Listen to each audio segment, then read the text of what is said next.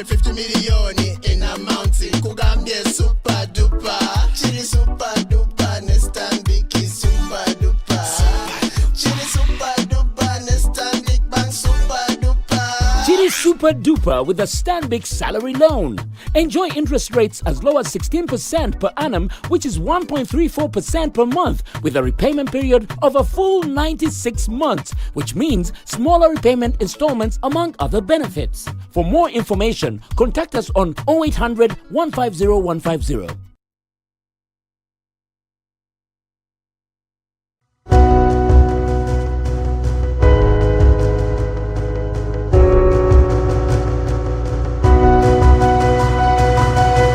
Smart 24, driving business.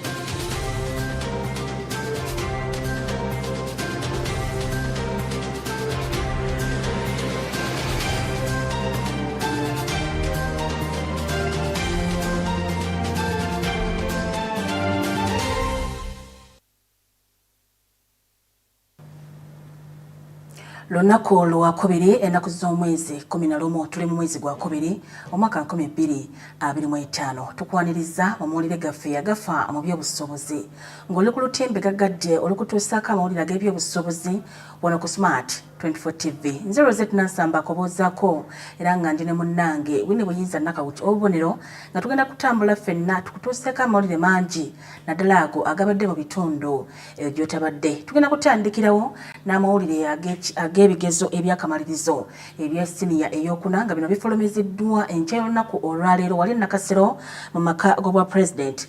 Ebigezo bino bifulumiziddwa Minisita w'ebyenjigiriza Janet Kataha Museveni wamu n'abakungu okuva mu kitongole ekivunaanyizibwa ku bigezo mu ggwanga ekya UNEP era nga bano bafulumizza ebigezo ebisookedde ddala mu nsoma empya eyatongozebwawo gye buvuddeko okuyamba abayizi okufuluma nga balina obukugu obw'enjawulo mu mirimu egy'omukono. Okusinziira ku bafulumizza ebigezo bino kitegerekese nti abaana ab'obuwala bakoze bulungi okusinga ku b'obulenzi wabula ng'ate balaze n'okusoomoozebwa okulabikidde mu nsoma eno empya esookedde ddala okufulumya ebigezo eby'akamalirizo omwaka guno.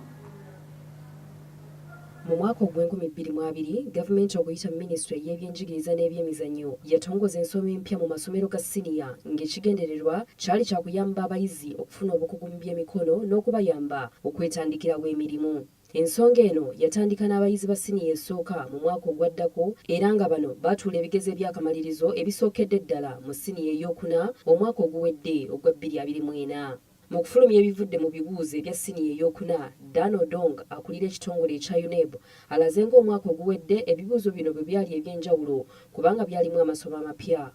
Ono agamba nti abayizi b'omwaka oguwedde baafuna okusoomoozebwa lw'amasomo gano amapya wabula abaana abawala be basinze okukola obulungi. The table shows is that the female candidates demonstrated higher achievement levels in English language.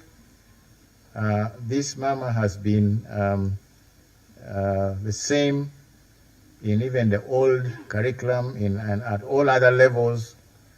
The females constantly do better than the males in English. And then Christian religious education, which is a good thing, Mama. The females are I think, a little more religious and kinder than the males. So it's not surprising that their achievement levels here is much better. And then art and design.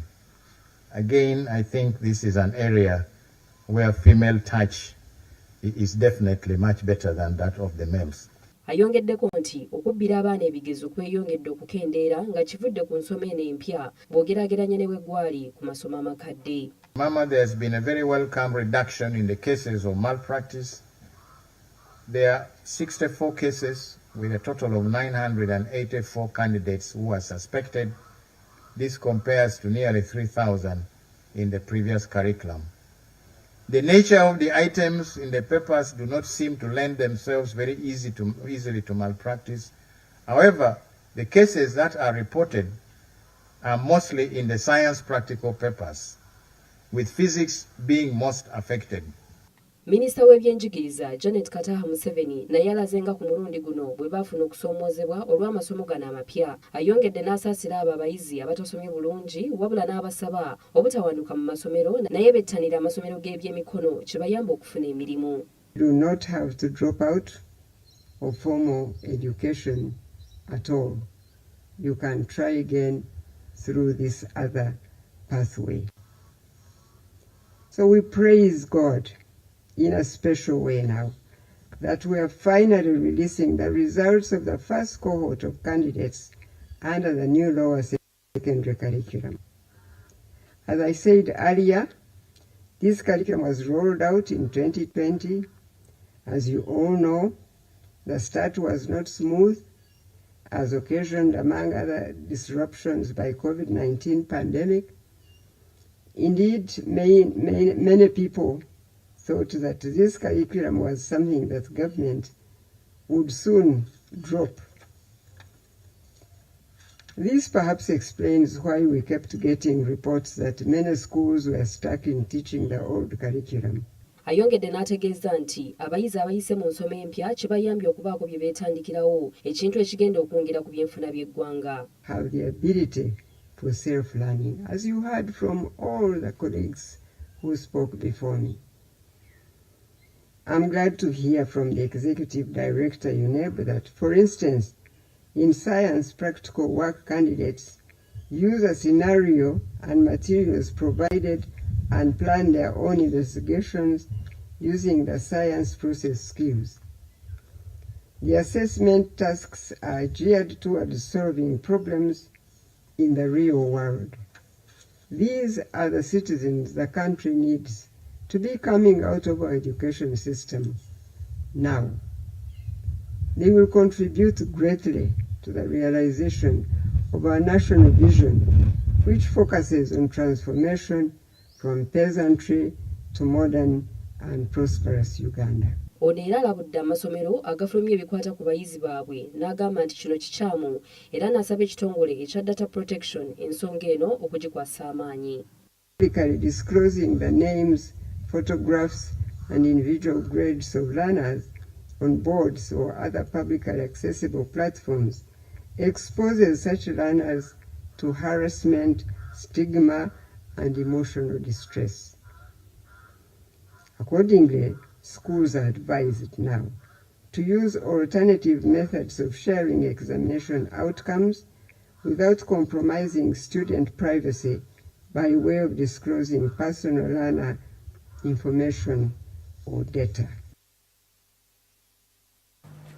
Abayizi abakoze obulungi abasitini eyokuna tubayozaayoza ate nammwe ebitatambudde bulungi tulabe ate ekidaddako oba kukola nga minisita bw'agamba oba sinakindi okuddamu ebigezo ebyo omwaka guno gwe tulimu. Bwe tweyongerayo mu mawulire gaffe amalala agafa mu by'obusuubuzi by'ebitongole bye bannakyewa eby'enjawulo naddala ebyo ebirwanyisa akawuka akaleeta mukenenya mu ggwanga olwaleero birabiseeko mu paalamenti olwaleero nga bino byagala gavumenti efuba okulaba nga eteeka ensimbi mu bukiiko obulwanyisa akawuka akaleeta mukenenya. Bakusinziira ku kakiiko aka Uganda AIDS Commission beetaaga ensimbi obuwumbi 300 okusobola okuziba eddibu eryaleetebwawo oluvannyuma lw'ekiragiro ky'omukulembeze ow'eggwanga erya America Donald Trump omujja okujja enta mu kitongole ekya USAID nga kino kye kyali kivujjirira ensimbi mu bitongole eby'enjawulo okusingira ddala ebyobulamu era okusingira ddala ku kawuka akaleeta mukenenya. Omwezi oguwedde omukulembeze wa America omujja Donald Trump yayisa ekiragiro eky'okugyawo ekitongole kya America ekya USAID ng'agamba nti ensimbi z'Amerika zigenda nnyingi era n'awa amagezi eri amawanga gonna agabadde gaweebwa obuyambi nti kye kiseera okwefaako. Ekiragiro kino kyakosa ebitongole eby'enjawulo mu mawanga mangi naddala aga Africa nga ne Uganda mw'ogitwalidde. Executive orders, as you pointed out, Chair, have posed a great obstacle and hindrance to achievement of the goals of the program. As you said, Uganda had made progress, and it is making progress in the fight against HIV. And this can be evidenced by the reductions in new HIV infections, including the vertical transmission from mother to child, but also reducing AIDS-related sick illnesses and mortality. Olwaleero abakulira ebitongole eby'enjawulo ebibadde bivujjirirwa ensimbi okuva mu America okusingira ddala ebirwanisa akawuka ka mukenenya okuli akakiiko ka Uganda AIDS Commission, Uganda Cares balabiseeko mu kakiiko ka Paalamenti ak'ebyobulamu. Bano bagamba nti babadde bafuna ensimbi okuva mu gavumenti eya wakati ne mu bavujjirizi wabula kati bali mu kattu kubanga klinik ezitunda eddagala ezisinga zaggaddewo. Recommend that there be an increase in budget allocation, especially for commodities. The Parliament of Uganda, together with the Ministry of Finance, Planning and Economic Development, should redirect the budget priorities and increase funding for HIV services with an additional lump sum of 300 billion Uganda shillings. And the 300 billion is to compensate for the amount that PEPFAR has been putting in. Ate ye Flavia Chomukama ng'onaava mu kitongole ky'abantu abawangala n'obulwadde bwa siriimu alaajanidde akakiiko nga bategeeza nga we batuuse okufa baggweewo olw'okuba eddagala lye babadde bafuna ligenda kukoma era n'asaba akakiiko okufaayo okulaba nga minisitule y'ebyensimbi eweebwa ensimbi ezimala naddala ng'embalirira eteekebwateekebwa. Not just a mere freeze, it's a freeze on our lives. They are closing our blood. We are dying slowly, and we are only thinking, our parliament, does it think like us? Does it represent us? Does it know that we are people who vote, that we are the people who are going to vote, that dead people don't vote, that our people, when they are very sick, they will give us calls every day to say, I need medication, my mother is sick, my daughter is sick, I need to be in the hospital. Because for us, a crisis, Mr. Chair, demands that we have a supplementary budget that comes to our community groups, the people living with HIV specifically. Abaka bategeezezza nti kituufu minisitule y'ebyensimbi yeetaaga ensimbi ezimala okwanganga ekirwadde kino wabula abamu balaze obweraliikirivu nti singa ensimbi zino ziteekebwa mu mbalirira abantu abatuufu abateekeddwa okufuna eddagala bayinza obutalifuna. With the medicines, if at all we cut down on our expenditure, provide the basket fund, we can purchase the medicines and maybe anything. But how do we reach the people who are supposed to benefit from this? Because Parliament will definitely want to know and to help the Ministry of Health so that this plan can be actualized. But we cannot say that we have the reserve of knowledge apart from when we are informed that it can happen, or that you can have the medicine but will not be accessed, it will accentuate. That is where my concern is, and we need more information about this subject. Thank you very much. Samlanifa, Agafa Mu By'Obusuubuzi.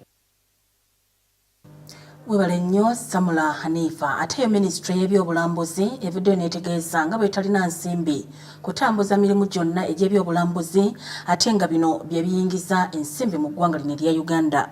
Okusinziira ku Minisita y'ebyobulambuzi Tom Butime ng'asinziira ku Media Center mu Kampala, ebyobulambuzi biyingiza kumpi ebitundu 5.5 ku buli 100 ku kittavu ky'eggwanga erya Uganda, wabula ng'ate biweebwa ensimbi ntono ddala. Ono ng'asinziira ku nteekateeka z'okujaguza olunaku olw'ebisolo by'omu nsiko wamu n'ebitonde ebirala olukwatibwa buli nga 3 omwezi ogwokusatu buli mwaka, era nga ku mulundi guno essira liteereddwa ku nsonga y'okuteeka ensimbi mu byobulambuzi era nga essira lya kuteeka nsimbi mu bintu eby'omu nsiko.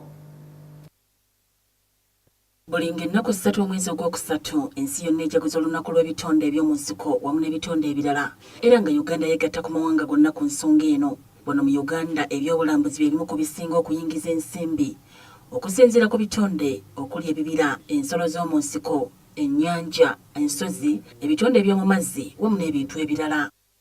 Nga Uganda yeetegekera okujaguza olunaku lw'ebyobulambuzi eby'omu nsiko okusingira ddala ebisolo. Minisita w'ebyobulambuzi Tom Butime ategeezezza ng'ebyobulambuzi bwe bigatta ku nkulaakulana y'eggwanga n'ebitundu ebisoba mu 5 n'obutundu 5 ku 100 nga n'olwekyo byetaaga okwongerwamu ensimbi. The tourism industry, which is primarily reliant on wildlife, generates more than 5.5% of the national GDP and employs thousands of Ugandans, mainly in rural areas where protected areas are located.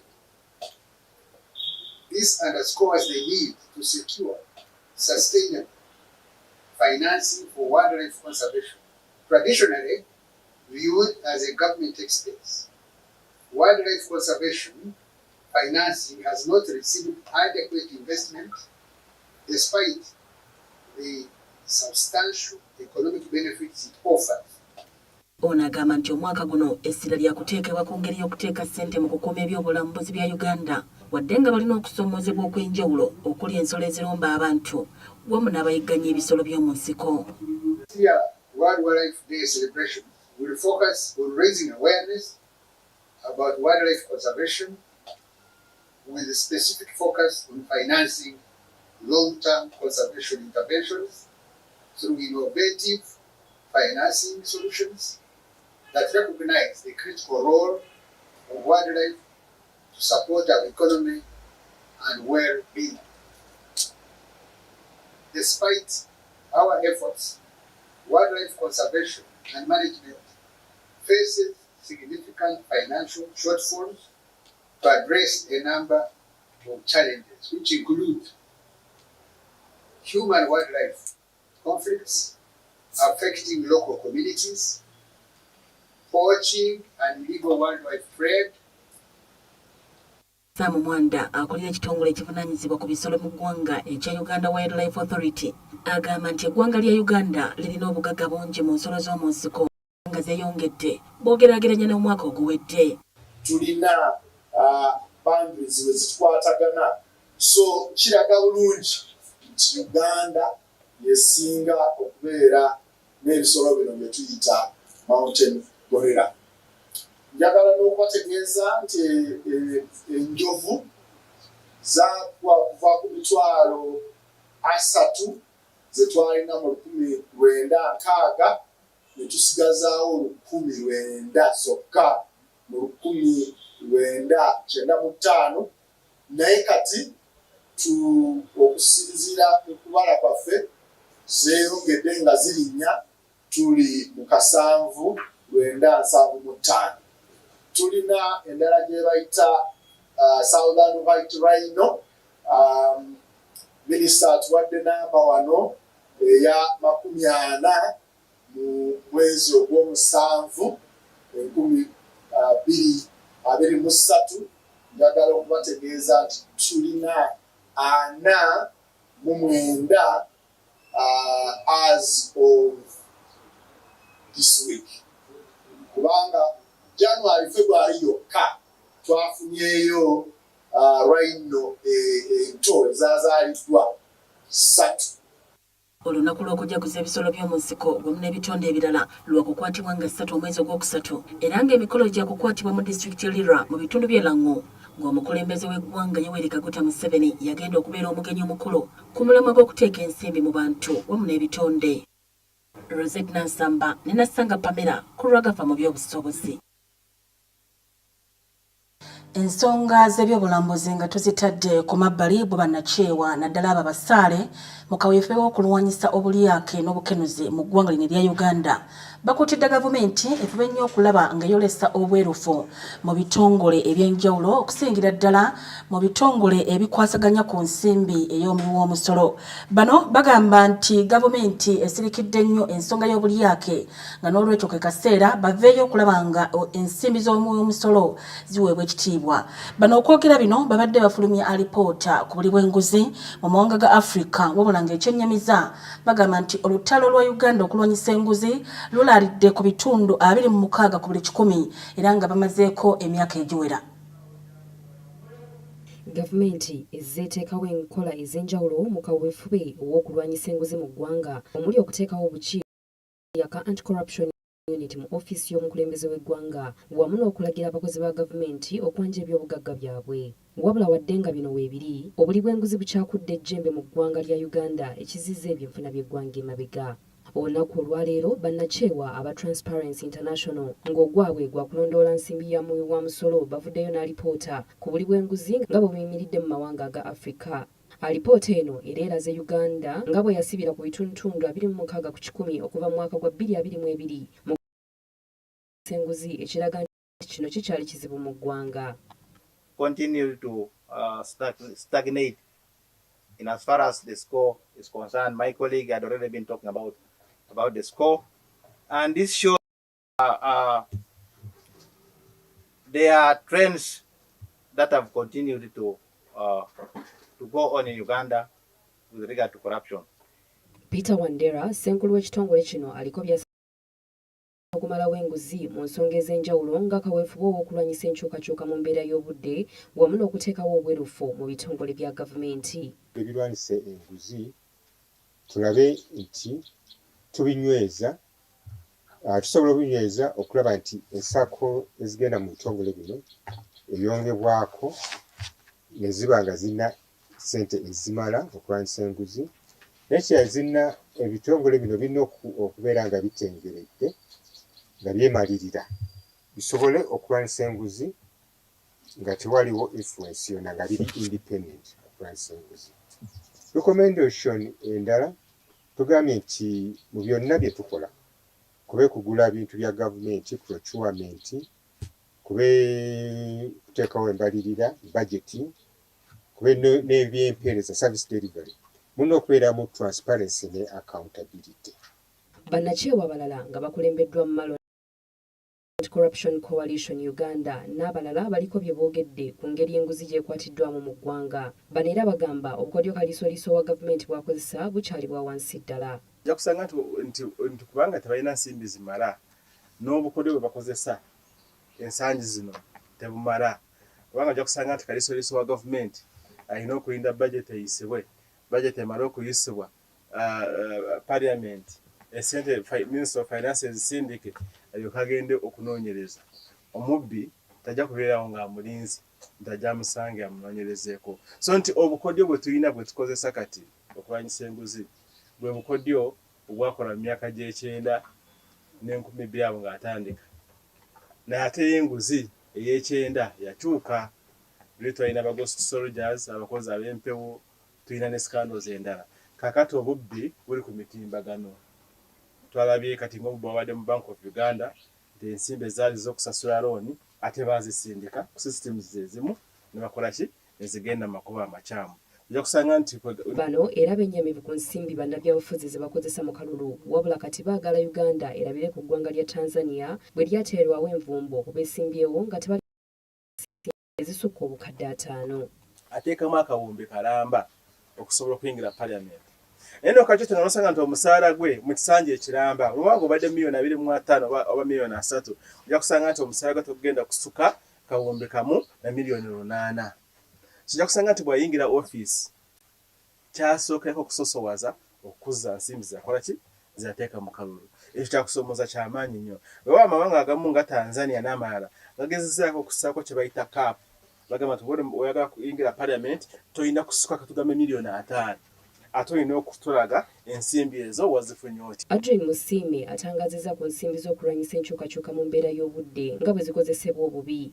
Awadde ekyokulabirako ekyabo abaasengulwa mu Lubigi kyagambye nti gavumenti eveeyo enoonyereze ku bantu abafuna ebyapa mu bubba.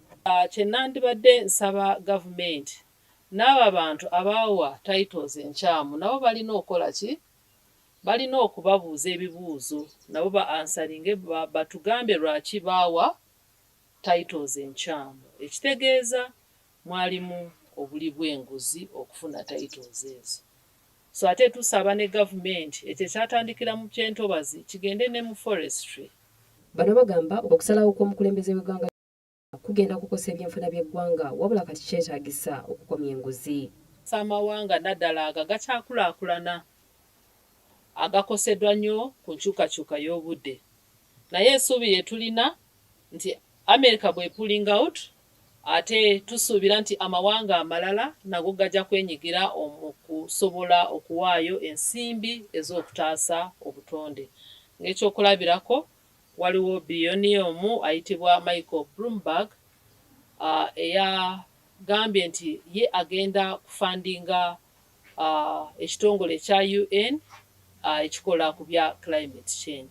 Alipoota eno eraze amawanga amalala nga bwe gayimiridde omuli Rwanda mu lutalo luno eri ku bitundu 7 ku 10, Tanzania ebitundu 41 ku 10, Sub-Sahara ebitundu 33 ku 10, Kenya 32 ku 10, Burundi ebitundu 17 ku 10, Somalia ebitundu 9 ku 10, wamu ne South Sudan n'ebitundu 8 ku 10. Naomi Namusoke ne Solomon Mugisa ku Agafa Mu By'Obusuubuzi. Mwebale nnyo bannaffe olw'emboozi eyo. Emboozi eyo tuusizza mu ddakiika ez'okuwummulamuko. Tugenda kwetololamu katono. Oluvannyuma lw'obubaka tujja kuba tukomawo mu kitundu kyaffe ekyokubiri n'amawulire amalala agafa mu by'obusuubuzi.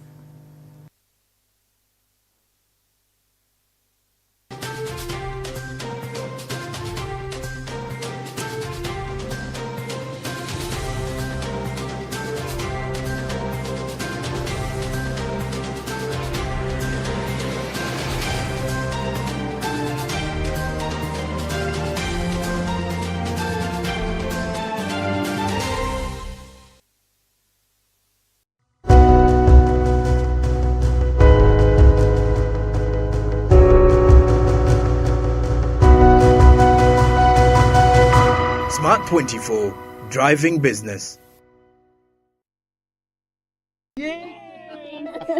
That is what you wanted. I just don't want you getting hurt. Let her get out of my house already. You spoil the kids and then you're talking. I want my son, Amuliat. What did you say? Sileka mumpulungusa wa dinach, kankulage. Tuambuse wa chairman babiri kankubuli. That's my man. We have a genuine interest in your land.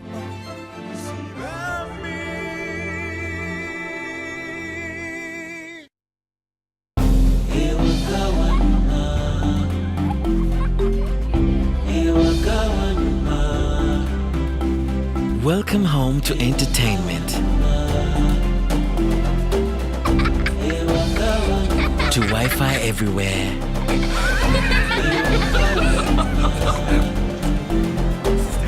To high-speed internet. To security.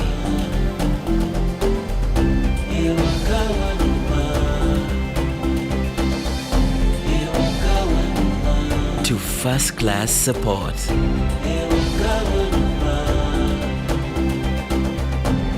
To convenience. Welcome home to MTN WakaNet, superior internet for every home. Visit www.mtn.co.ug/WakaNet. Welcome home. Together, we are unstoppable.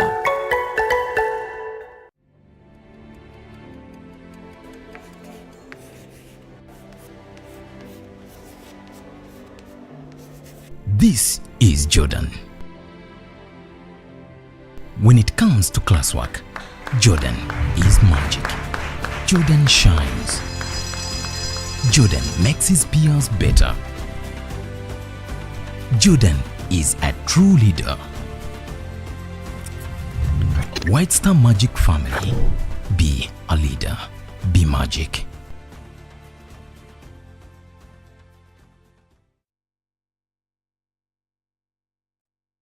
Oh, Karibu. Mama Naj. How are you? I'm okay. Here are your bananas. Are they good? Very, very good. But oh, Karibu, you are always buying bananas. Have you updated yourself? Like you updated your stomach? Myself. Hey. Mama Naj. Look at this. My balance. Your balance. Mama Naj to give you the balance. That is a criminal. You can register as a voter or check. Rokia, did you hear? What? Vote update is happening. If you don't register, who will vote for your honorable? Trusted.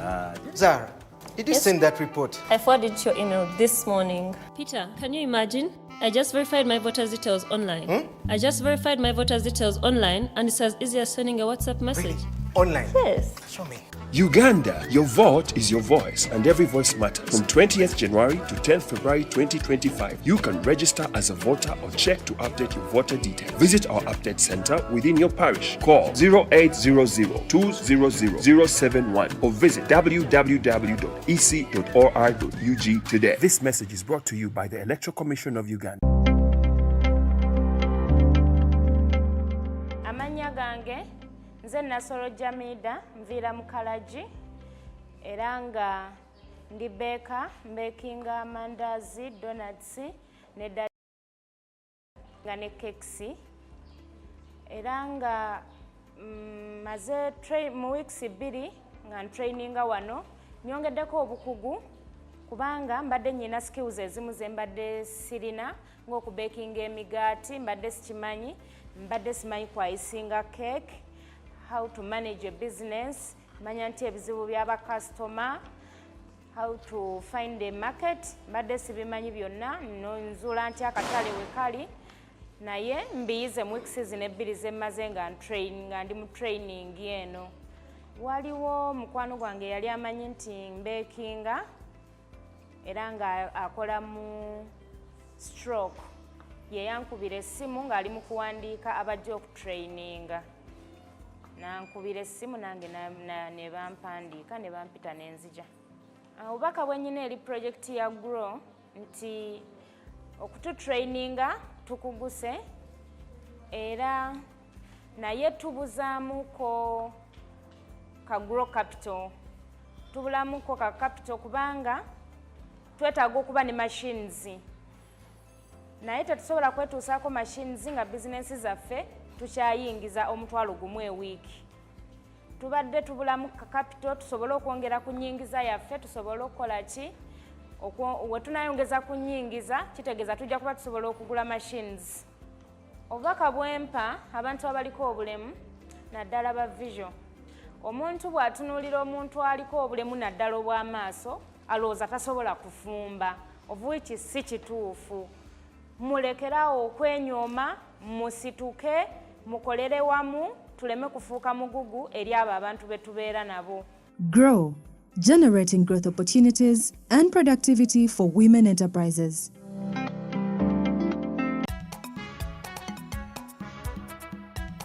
Why would someone why would someone tie a big knot on you? Are you pregnant or you're not? Until kati mpaka lwemwogedde ebintu ebyekisiru. Emyaka gy'ebyekisiru. Kati muwala tuleetere chai ndo. Leeta muwala. Galo sweet galo leeta chai. Baby galo.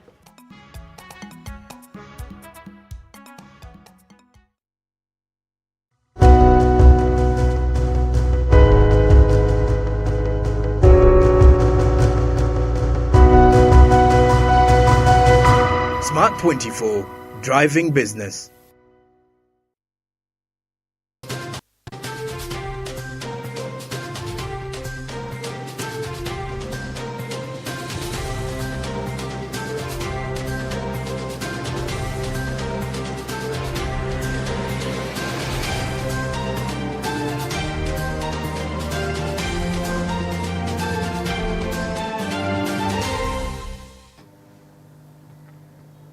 Ku kulekayo nnyo mu kuwummulamu okwo tukyagenda mu maaso n'amawulire gaffe agafa mu by'obusuubuzi era nga nkujjukiza nti okyali ku Smart 24 TV.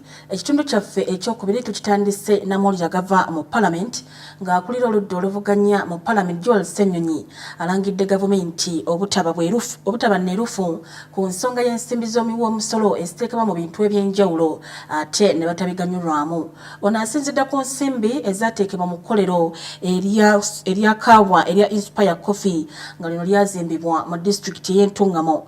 Kino kidiridde alipoota eya woofiisi eyakulira oludda oluvuganya okulaga nti gavumenti tennabuulira ggwanga ssente entuufu ze yateeka mu kkolero erya Inspire Africa.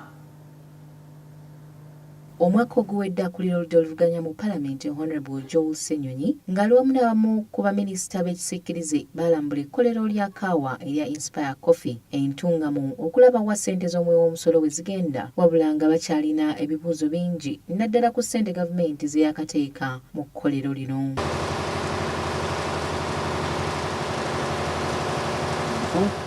The Government of Uganda allocated resources through the Science, Technology and Innovation Secretariat under the Office of the President towards the establishment of a modern industrial coffee park in Rashamire Town Council, Ntungamo District. We found that there is no memorandum of understanding between the Government of Uganda and this private entity. So the manner in which money was extended to this entity is not clear.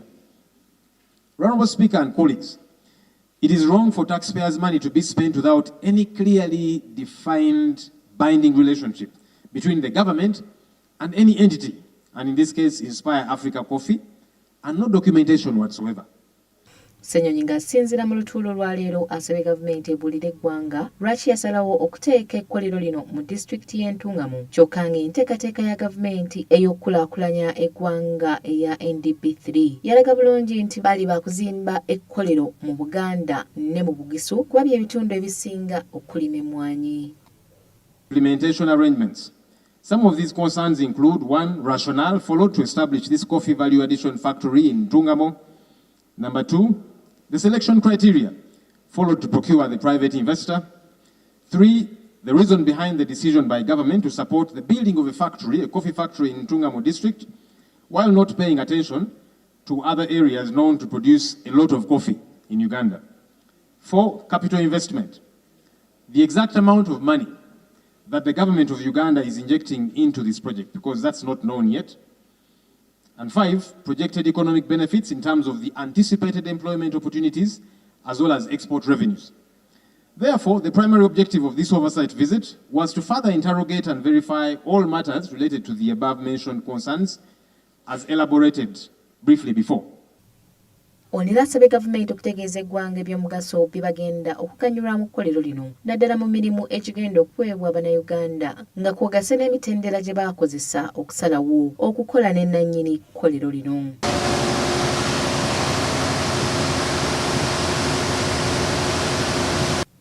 Speaker Anita Mwanga alagidde akulira oludda oluvuganya okuleeta alipoota zonna ze yaakakola ku bifo by'agenza alambula olwo zigende mu bukiiko mwe zigwa zikaanyizibweko era n'asaba gavumenti okufaayo okwanukula ebibuuzo byonna ebiri mu alipoota zino. To Parliament, the committees, when they are doing that, because if Inspire Africa gets money from government, then they should be able to go there and see what is happening. But that first, we must regularize the relationship between Inspire and government and Uganda. Yes. Agafa Mu By'Obusuubuzi. Elsewhere will be traveling to Kampala. Webale nnyo Samula Hanifa. Akadde kano katulaba akatale k'emigabo nga bwe kayimiridde olunaku olwaleero otegere wogendo teeka ssente zo mu bbanga lino nga twakatandika omwaka kubanga ate nsuubira bulungi nti wegunaggwerako ojja kuba mu bagagga abalina ensimbi oluvannyuma lw'okugabana emigabo gyammwe. Tugenda kulaga kampuni ez'enjawulo era nga bulijjo tutunuulira kampuni ezo eziri mu kitundu kyo z'omanyi obulungi era z'osobola otuukako amangu osobole okufuna okuteekayo emigabo gyo bulijjo ate gy'onoofunamu ssente mu biseera ebijja. Tandise ne Airtel nga bali ku nnusu 7.6. Central Investments balinnye n'ennusu 24 bali ku 347 n'obugwamu 33. Bank of Baroda bali ku nnusu 22 so nga te DFCU Bank bali ku nnusu 229. Ate bwe tweyongerayo ne British American Tobacco bali ku mutwalo 1.5. East African Breweries Limited balinnyeko n'ennusu 3.67 bali ku 52,32 n'obugwamu 36. Equity Bank basse n'ennusu 9 bali ku nnusu 1,366. Jubilee Holdings Limited balinnyeko n'ennusu 4 bali ku 5,694 abo nabo bwe batyo wojja okubasanga. Bwe tweyongera ne Kenya Airways balinnyeko katono bali ku 156. KCB Bank basseeko katono bali ku nnusu 10,282. MTN Uganda bali ku nnusu 274 bano basseeko katono. National Insurance Corporation bali ku nnusu 5 zokka eza Uganda abo nabo basange kwezo ensimbi. National Media Group banano basseeko n'ennusu 6 bali ku 391. New Vision Limited bali ku 152. Stanbic Bank Uganda basseeko katono bali ku nnusu 46 so nga ate Quality Chemical Industries Limited bali ku nnusu 78. Katulaba ate bannaffe abasembayo tulina Uganda Clays Limited bali ku nnusu 8 zokka so nga ate umeme ojja kubafuna ku nnusu 415 zokka osobole okuteekayo ensimbi zo. Bwe tweyongerayo ate mu mawulire gaffe amalala agafa mu by'obusuubuzi bo abazadde basabiddwa okukwatizaako abaana baabwe kusingira ddala abavubuka kuba balungamya ku nkozesa ennungi ey'omutimbagano nga kino kyakubayamba okufunamu wabula si kwonoonekeramu. Kimanyiddwa oba kizuuliddwa nti omutimbagano gikozeseddwa mu ngeri ez'enjawulo era nga kuno kwe kusinga n'okuyitira obubaka obuvoola abantu kino nno nga kiviiramu obuzibu eri abantu abakozesa omutimbagano so nga ate mu ngeri endala omutimbagano gukozeseddwa abantu abalina bizinesi okusobola okuzitumbula era nga kino okusinziira ku minisita w'abaana n'abavubuka Balamba Lugahara agamba nti singa gukozeseddwa bulungi abantu bonna basobola okuguganyulwamu. Ono okwogera bino abadde asinziira okujaguza olunaku olw'okukozesa intaneti mu ggwanga erya Uganda. Buli mwaka omwezi ogwokubiri ensi yonna ejaguza olunaku lw'okukozesa omutimbagano era n'olwaleero Uganda nayo terekeddwa mabega. Okuyita mu kitongole eky'ebyempuliziganya ekya Uganda Communications Commission kino kisomesezza abaana abakyasoma ku butya bwe basobola okukozesa omutimbagano guno ne bafuna ensimbi. Ibrahim Bosa nga ye mwogezi w'ekitongole ekya UCC ategeezezza nga bwe waliwo obweraliikirivu obw'amaanyi naddala abaana abato okukozesa omutimbagano kubanga kuno kuliko ebintu bingi ebyesittaza wabula bano beetaaga okulungamizibwa. Tukimanyi bulungi nnyo nti omutimbagano guleeta ebirungi bingi abantu bangi nnyo kati bagukozesa mu by'obusuubuzi tubikozesa mu kuyiga mu masomero abantu tulina essanyu olw'okuba tulina busineema tulina content kati wa mirundi mingi gwe tusobola okufuna ng'ayita ku mutimbagano so omutimbagano gutubeezaawo naddala zi apps zino ezizze naye olunaku lwa leero twagala nnyo okuteeka essira ku bulabe ate era obusobola okuyita mu mutimbagano n'okukozesa zino apps eziri online.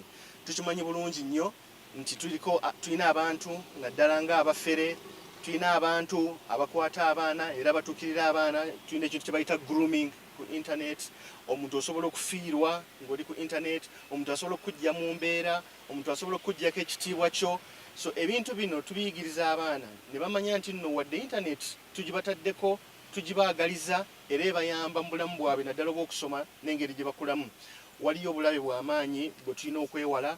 Minisita w'abaana n'abavubuka mu ggwanga Balamba Lugahara alaze obulungi bw'okukozesa omutimbagano omuli okutumbula bizinesi z'abantu ssaako n'okuyamba ku gavumenti okukuŋŋaanya emisolo wabula ono alabudde ku bubi obugirimu nga kye kibawalirizza okusomesa abaana abakyasoma. Twade tuyambye okulungamya abaana bano bajja kubeera ng'oyo gwe mulaba Dogo Family afuula abantu ye Half London ku TikTok Twitter afuula abantu embwa nagamba laba embwa eno n'aleeta president n'amulaga ng'embwa n'aleeta abajasi nga bali ng'embwa n'aleeta Balamu ng'olinga ekibwa n'aleeta buli muntu amuteekako ebifaananyi akola ni z'embwa then waliwo abeeyambisa internet eno okuvuma n'okuwaayiriza. Nze ndi omu ku abo abavumiddwa abawaayiriziddwa ate nga bakuwaayiriza ebintu ebinene ebiri grave byogamba nti bino biri capital offense in nature. Omuntu agamba nti wasse wakuta omukazi wawambye omuntu oli muyekera oli mubbi ebyo ebintu binene. Abamu ku beetabye mu lukungaana luno basabye amasomero okusomesa abaana ku bwe basobola okumanya ebyo ebitali bituufu nga bakozesa omutimbagano ssaako n'okubyewala omuli obubbi n'olulimi oluki. Lessons about online safety in schools, teach students how to spot scams, protect their personal information, and think critically about what they see online. And of course, to the young people, stay aware and be informed. Not everything you see online is true. If something seems too good to be true, it probably is. Naomi Namusoke, Smart 24 TV, Agafa Mu By'Obusuubuzi. Namusoke emboozi eyo efundikidde amawulire gaffe agafa mu by'obusuubuzi ge tukuŋŋaanyiza olunaku olwaliro wabula nga nkusiibula ngala nkulekera akalowoozo naddala ggwe ayagala otandika okukola oba gwakola sinakindi naawe eyeegomba okubaako w'otuuka ekirooto kyo kituukiriza tekigenda kuva mu bufuusa wabula kitegeeza nti olina okutuuyana okukola ennyo wamu n'obumalirivu wabula togenda kkeera bukeezi ekirooto kyo kyolowooza nti oyagala kituukako kikere bukeezi kyeteekaawo ku mmeeza bw'oba oli oyagala kubeera mugagga kitegeeza olina okuteekamu amaanyi okole ennyo omalirire ate nga birimu n'okutuuyanamu ebintu by'ensi eno tebigira ku kakeeka wabula bigira eri abo abakoze ennyo era abamalirivu mu ebyo bye bakola. Tugafundikiridde wano njagala kwebaza bwe twatandise naye kuba gye twatandikidde okutuusa akadde kano. Mbadde Rosette Nasamba wamu ne munnange Winnie Buyinza Nakawuki obubonero njagala kujjukiza nti tunoonyeeko ku mikutu gyaffe gyonna egy'omutimbagano ojja tufuna bulungi. Teekamu Smart 24 TV ojja kubanga ofuna bulungi nnyo bingi n'ebisingawo wano. Teekayo kyolowooza ku nsonga yonna tujja kuba tukukolako. Tugenda kufundikira wano era tugenda kusinziira wano okwagaliza ekiro ekirungi.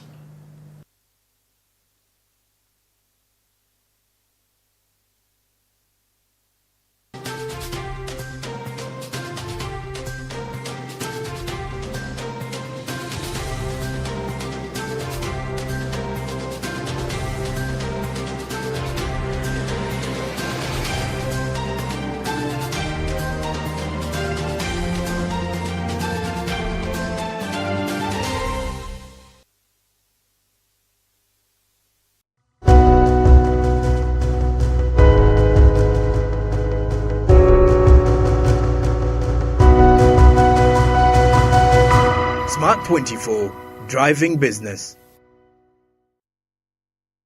Tuli mu January na ye don't worry kuwanga chiri super duper. Next time big salary loan, you are never left alone. Over school fees, over home loan, now you are just yalla. There's no other bank that can give you a loan that is better. 16% interest, 96 month repayment, 350 million in amount in Kugambia super duper. Chiri super duper, next time big is super duper. Chiri super duper, next time big bank super duper. Chiri super duper with a Stanbic salary loan. Enjoy interest rates as low as 16% per annum, which is 1.34% per month, with a repayment period of a full 96 months, which means smaller repayment installments among other benefits. For more information, contact us on 0800 150 150.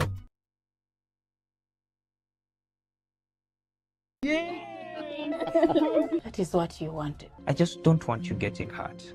Let her get out of my house already. You spoil the kids and then you're talking. I want my son, Amuliat. What did you say? Twambuse wa chairman babiri kankubuli. That's my man. We have a genuine interest in your land.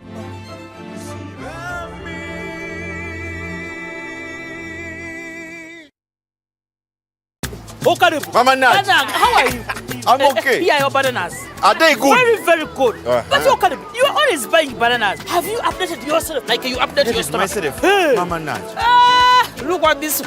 My balance. No balance. Mama Nash to give you the balance. That is a criminal. You can register as a voter or check. Rukia, did you hear? What?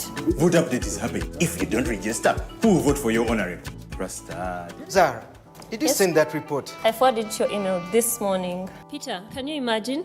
I just verified my voter's details online. I just verified my voter's details online, and it's as easy as sending a WhatsApp message. Really? Online? Yes. Show me.